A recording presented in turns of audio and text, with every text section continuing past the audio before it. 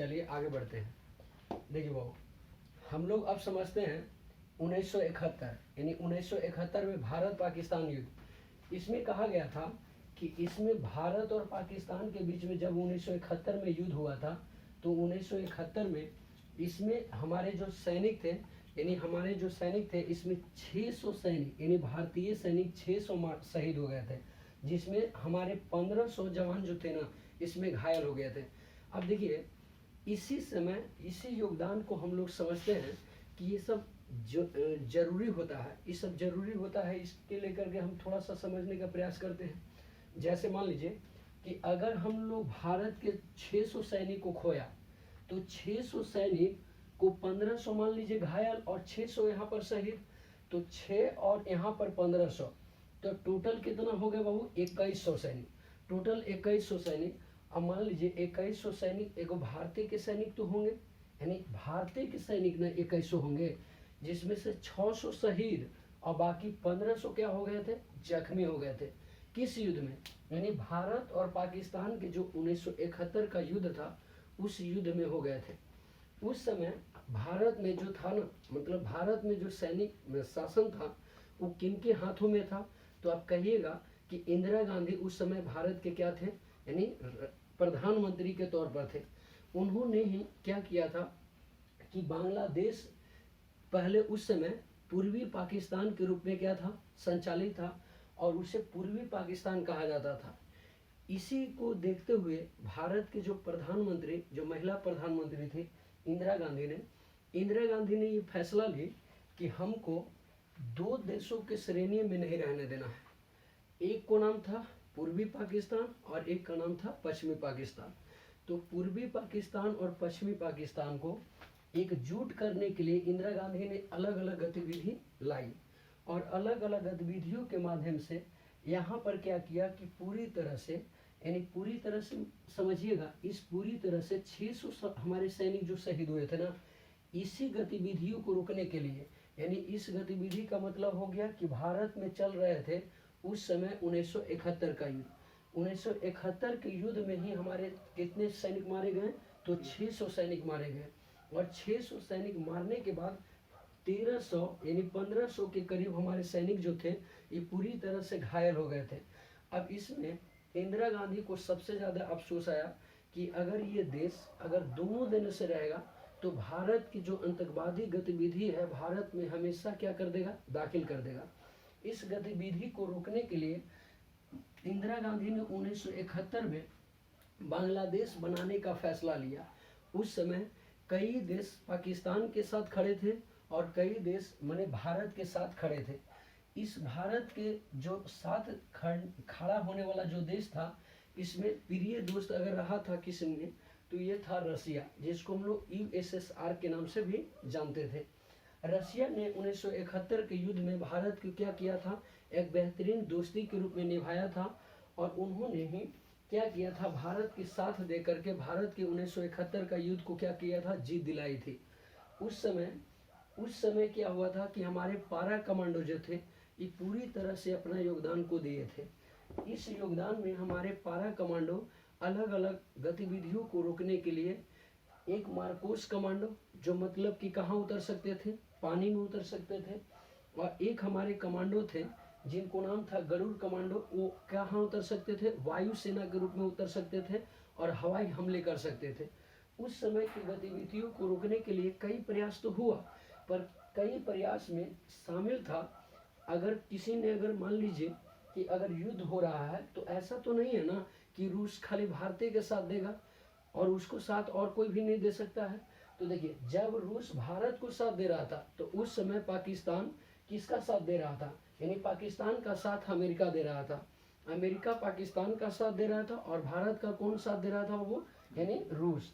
अब रूस उन्होंने कहा कि ठीक है, जब आपसे दोस्ती है तो हम ऐसा नहीं चाहते हैं कि जब आप पर कोई भी अटैक हो तो हम आपको ऐसे मरते हुए छोड़ देंगे, नहीं, हम आपको क्या करेंगे? सहयोग करेंगे और सहयोग करके ये पूरी तरह से इस युद्ध है, इस युद्ध में हम आपको ये मतलब क्या करेंगे? ये मतलब जीत दिलाएंगे। तो इसके लेकर के क्या किया था? USSR ने भारत को बहुत ज़्यादा सपोर्ट किया था और अमेरिका ने भी क्या किया था? अमेरिका ने भी पाकिस्तान को क्या किया था, बहुत ज़्यादा सपोर्ट किया था। इस गतिविधि में थोड़ा थोड़ा हम लोग समझने का प्रयास करते हैं। तो देखिए भाव, जो भारत के मारकोस कमांडो होते हैं या भारत के मान लीजिए अलग अलग कमांडो होते हैं, ऐसा नहीं है कि ये कमांडो अपना रोल नहीं अदा करते हैं। ये कमांडो खूंखार होते हैं, पर इन्हें क्या होना चाहिए, एक मतलब परमिशन चाहिए। अगर मान लीजिए हमारे देश के प्रधानमंत्री अगर पारा कमांडो को किसी भी देश पर हमला करने की इजाज़त न देंगे, तो कितना हो अगर शक्तिशाली हमारा सैनिक रहेगा तो कुछ कर पाएगा, नहीं कर पाएगा। तो देखिए हमारे सैनिक तो शक्तिशाली हैं, पर इस शक्तिशाली सैनिक को खाली परमिशन की जरूरत होता है। अगर आप परमिशन नहीं दीजिएगा तो क्या हमारे शक्तिशाली सैनिक कभी लड़ सकते हैं, नहीं लड़ेंगे। तो इन्हें परमिशन की आवश्यकता होता है। इंदिरा गांधी ने 1971 के युद्ध में दिखा दिया कि हम भी भारत के ऐसे सैनिक हैं, यानी ऐसे सैनिक को खड़ा कर दिए हैं जो दुनिया के हर ताकत को जीत सकती है। और देखिए वो भारत के जो सैनिक है ना, ये दुनिया के एक ऐसे सैनिक है ना जिनको कहा जाता है कि पूरे विश्व का में चौथा स्थान भारत के सैनिक का आता है। यानी पावरफुल में अगर किसी का नाम लीजिएगा ना तो चौथा स्थान भारत का आता है। पहला स्थान अमेरिका, दूसरा स्थान रसिया और तीसरा स्थान चाइना और चौथा स्थान किसका आता है, भारत। यानी दुनिया का सबसे पावरफुल चौथी आर्मी किसकी है, यानी भारत की है। तो देखिए भारत के आर्मी को कभी भी आप लोग पारा कमांडो जो होते हैं ना, इसी कमांडो, अब देखिए अब तनी इसके बारे में हम लोग आगे समझते हैं। तो देखिए 1971 में भी पारा कमांडो अपना योगदान दिया और योगदान दे करके भारत को बहुत बड़ा जीत दिलाई। तो 1971 में भी भारत पाकिस्तान युद्ध में भी अपना साथ दिया। और उसके बाद जो मतलब 1965 में भी युद्ध हुआ, उसमें भी भारत के पारा कमांडो क्या हुए, बढ़ चढ़ के हिस्सा लेकर के और भारत को क्या की, 1965 की युद्ध भी भारत पाकिस्तान को क्या कर दिया, पूरी तरह से जिता दिया। किसी को दिक्कत है, किसी को दिक्कत है ना। अब यहाँ से समझते हैं, जब 1999 के करगिल युद्ध हुआ, तो करगिल युद्ध में भारत ने क्या किया था कि इस पारा कमांडो को उतारा था। पारा कमांडो को उतारा, जैसे पारा कमांडो को उतारा तो पारा कमांडो को उतारने के बाद भारत ने तय कर लिया कि करगिल को हम लोग, इस युद्ध को हम लोग को किसी भी हालत में क्या करना है, जीत लेना है। समझ में आया। तो इसको जीतने के लिए क्या किया ना कि जो भारत के जो आर्मी थे, जो भारत के आर्मी थे, भारत की आर्मी भी साथ किसको दिया था, पारा कमांडो को। और देखिए वो दुनिया में ऐसे ये कमांडो होते हैं ना जो किसी भी अंजाम तक पहुंच सकते हैं। चाहे इनको कह दीजिएगा जल में हमला करने के लिए जल में कर देंगे, चाहे इसको मतलब हवा में कहिएगा हवा में कर देंगे, जमीन पर कहिएगा जमीन पर कर देंगे।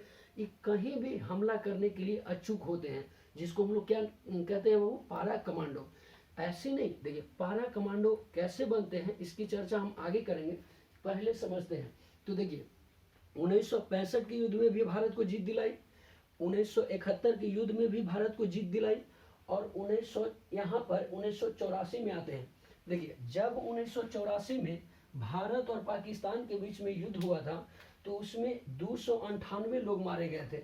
उस समय इंदिरा गांधी का अकाली दल का सरकार था। तो अकाली दल ने क्या किया कि प्रयास तो किया, जिस 1900 यहाँ पर 84 में अकाली दल क्या थे, वो यानी इंदिरा गांधी जो थे वो अकाली दल में थे। तो उन्होंने इस गतिविधि को रोकने के लिए प्रयास तो किया, पर इनमें करीब करीब 3 समझौता यानी 3 वार्ता हुआ, किसके लेकर के, यानी इस युद्ध को रोकने के लिए प्रयास किया गया। वो किसके बीच में हुआ, तो ये पाकिस्तान और भारत के बीच में। लेकिन जब भारत मतलब वार्ता करने के लिए जाता था ना, जब पाकिस्तान इनकार कर देता था। जब पाकिस्तान के पास वार्ता करने के लिए जाते थे भारत, फिर इनकार कर देता था। ऐसे करते करते पाकिस्तान ने भारत पर कितना बार बहुत सेंक्शन लगा दिया, यानी 3 बार, यानी वार्ता करने से इनकार कर दिया।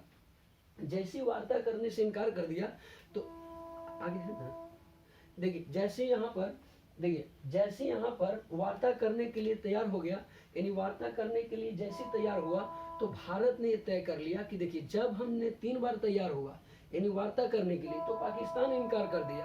अब इस वार्ता को हम कायम नहीं रखेंगे। तो इस वार्ता को कायम न रखेंगे, इसके प्रॉब्लम को क्या करने लगा, इन्होंने सोल्व करने का तरीका किसने अपनाया, यानी पाकिस्तान ने। लेकिन 1984 में भारत पाकिस्तान ने जब युद्ध हुआ तो उसमें 298 लोग मारे गए। और उस समय किसका सरकार था, वो तो अकाली दल का सरकार था। उस समय इंदिरा गांधी भारत की क्या थी, प्रधानमंत्री थी।